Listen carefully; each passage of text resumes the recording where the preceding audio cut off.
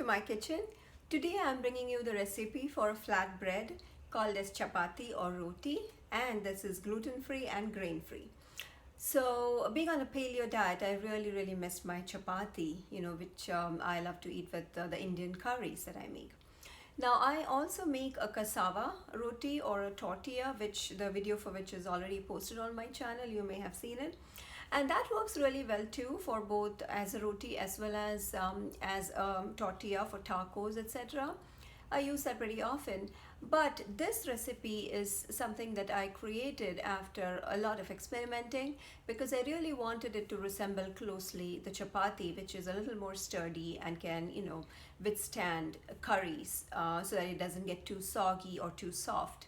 So this is that kind of texture that I was looking for, I like a roti, a whole wheat roti. Usually I make a batch, which is what I'm going to show about for 8 to 10 chapatis.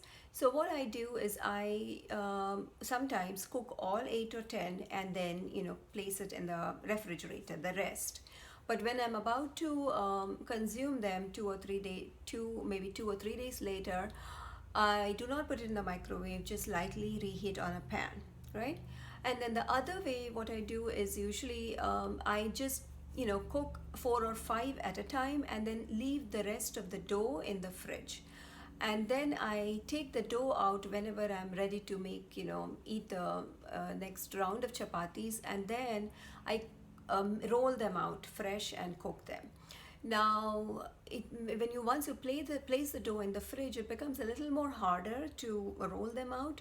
So I need like Ziploc bags or some plastic liner to roll them out because they tend to become a little sticky once you put them in the fridge, and the texture is lost a little bit. However, using 2 plastic sheets, you can still roll them out and again cook them.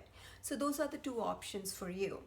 But as I said, best is when you cook them fresh. All right, so let's get started. So for getting started, you have to make the dough. I have cassava flour and I have water chestnut flour here. I am going to use 1/3 cup of the water chestnut flour and 2/3 cups of the cassava flour. So basically the ratio is like 1:2.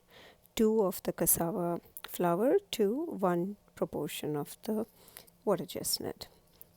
And next I'm adding about a 1/4 teaspoon of sea salt, and I add about a tablespoon of extra virgin olive oil. Next, what we need is hot water.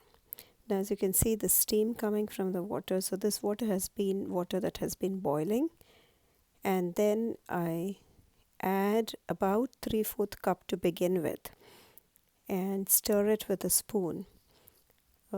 For this recipe, we'll need close to 1 cup of hot water, but I just added about 3/4 in the beginning, and mix it a little bit with the spoon, and then I'm just going to add a little more of the water. See some dry flour, you see, so you definitely need more water, and I'm now slowly going to add a little by little, but I add about, in all I end up adding about 1 cup of hot water. So it's a little more that I'm going to add. So overall you end up adding about 1 cup and maybe, a tablespoon more, but approximately about 1 cup of hot water for the 1 cup of flour that we use, which is a combination of the water chestnut and the cassava together. And then once, after you mix it, because initially it's hot, you need to mix it with a spoon. And then once it's sufficiently cooled down, you can put your hands and knead it with your hands. So now I feel like it's a little bit sticky, so I add a little bit more oil, like about 1 to 2 teaspoons of more olive oil, a little more if it's too sticky, until you get a smooth dough.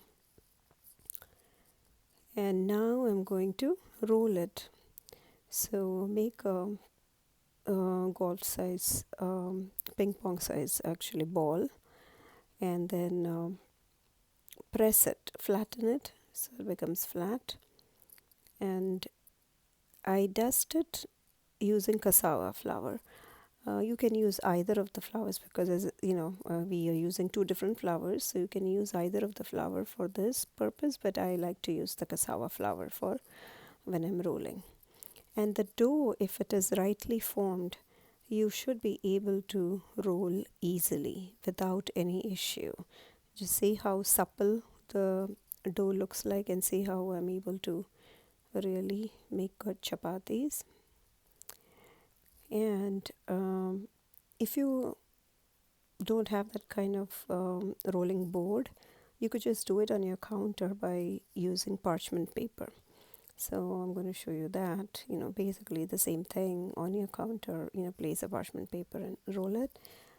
If you could also use another parchment paper over this to roll to prevent sticking. And now there's a heated pan that had already heated, and add the chapati. Keep the heat to medium. Cook it first for 1 minute on one side, then turn it. So you can see some spots appearing already. And then continue to cook it for another 1 to 2 minutes. You can use a spatula to kind of push it down a little bit to make sure that it's cooking all the way through.